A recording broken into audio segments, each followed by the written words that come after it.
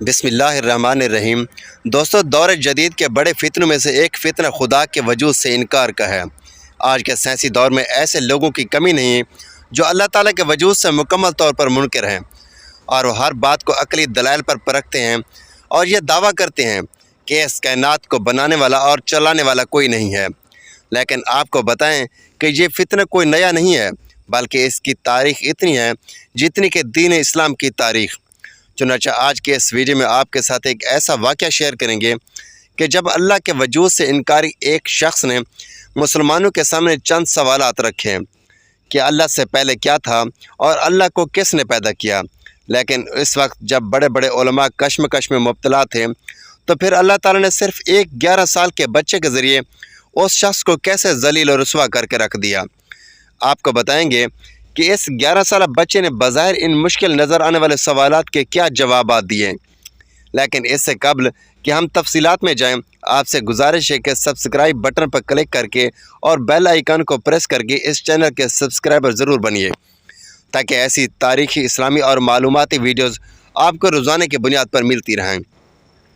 خواتین و حضرات، ہمارے پیارے آقا نبی آخر الزماں حضرت محمد صلی اللہ علیہ وآلہ وسلم جانتے تھے کہ آنے والے زمانوں میں یہ فتنہ ضرور سر اٹھائے گا۔ چنانچہ صحیح مسلم میں حضرت ابو ہریرہ رضی اللہ تعالیٰ عنہ سے روایت ہے کہ آپ صلی اللہ علیہ وآلہ وسلم نے فرمایا، ہمیشہ ہی لوگ ایک دوسرے سے سوال کرتے رہیں گے، حتیٰ کہ یہ بھی کہا جائے گا کہ فلاں چیز اللہ تعالیٰ نے پیدا فرمائی ہے تو اللہ تعالیٰ کو کس نے پیدا کیا؟ تو جو شخص ایسا سوال پائے وہ یہ کہے کہ میں اللہ تعالیٰ پر ایمان لایا۔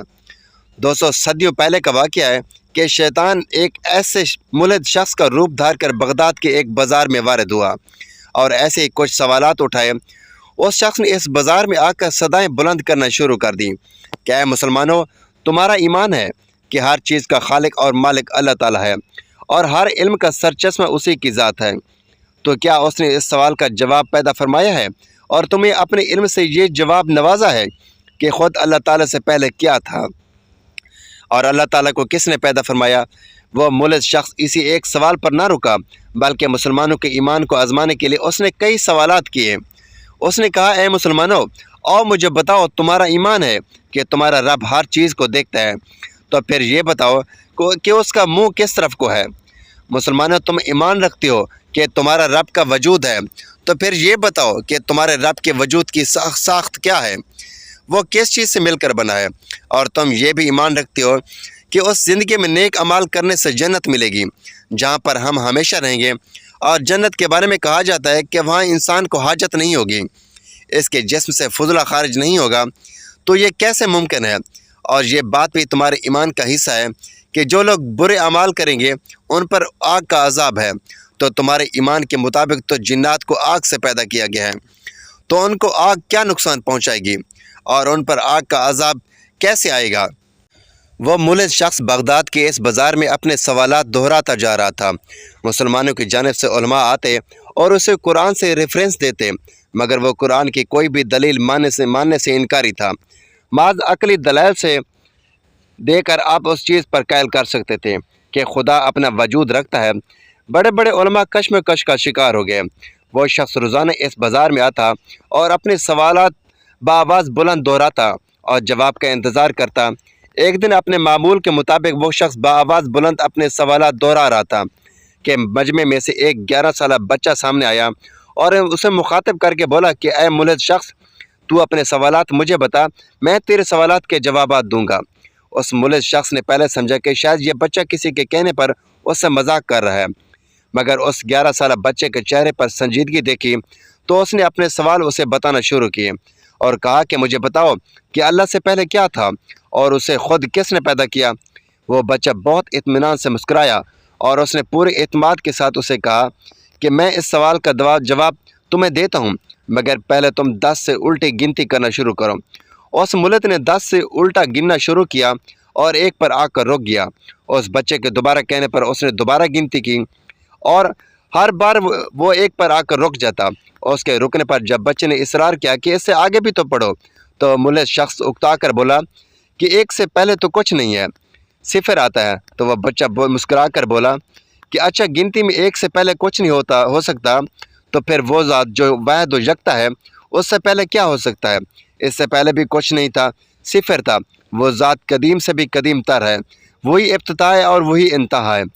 اس 11 سالہ بچے کے لاجواب کر دینے والے منطق سے مجمع میں خوشی کی لہر دوڑ گئی۔ وہ ملحد شخص بھی لاجواب ہو گیا تو اس بچے نے اسے اشارہ کیا کہ اپنا اگلا سوال دہراؤ۔ اس ملحد شخص نے اس بچے سے کہا کہ تم لوگوں کا ایمان ہے کہ خدا تمہارے تمام اعمال کو دیکھتا ہے، تو پھر یہ بتاؤ کہ اللہ کا منہ کس طرف کو ہے؟ اس بچے نے یہ سوال سن کر کچھ دیر کے لیے تاخیر کی تو اس ملحد شخص کے چہرے پر ایک شیطانی مسکراہٹ آئی، جیسے وہ طنز کر رہا ہو کہ مسلمانوں کا علم یہیں تک تھا، مگر وہ یہ نہیں جانتا تھا کہ وہ بچہ اس لیے خاموش نہیں کہ اس کے پاس جواب نہیں ہے، بلکہ محض وہ اپنے جملوں کو ترتیب دے رہا تھا۔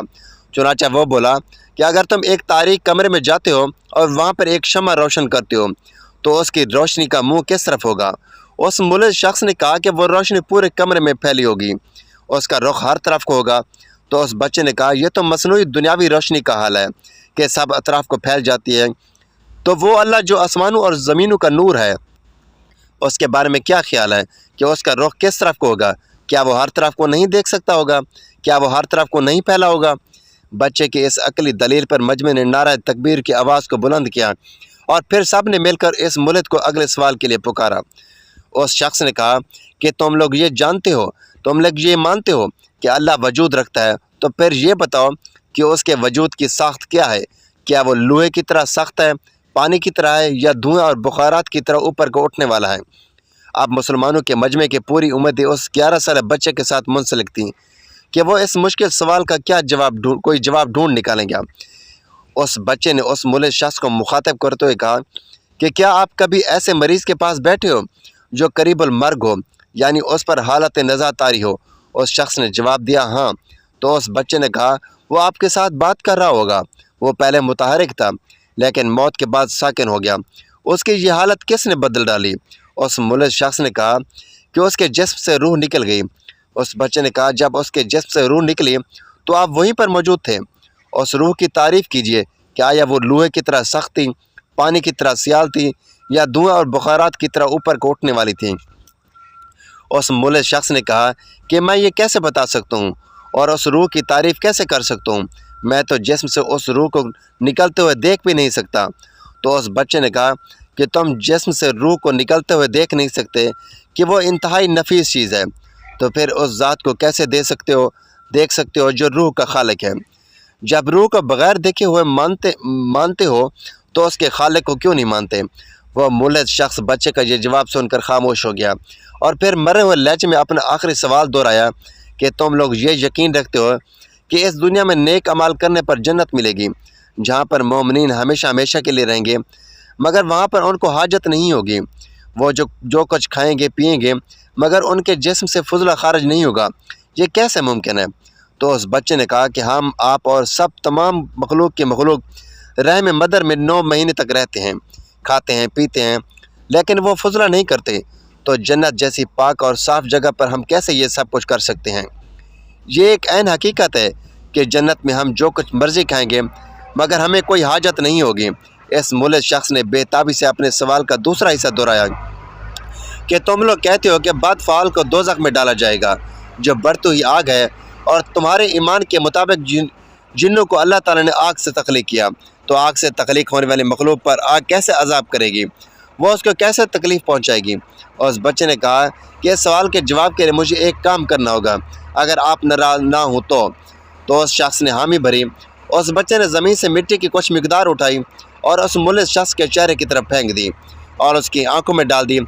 وہ بگڑ کر بولا کہ یہ تم نے کیا کیا؟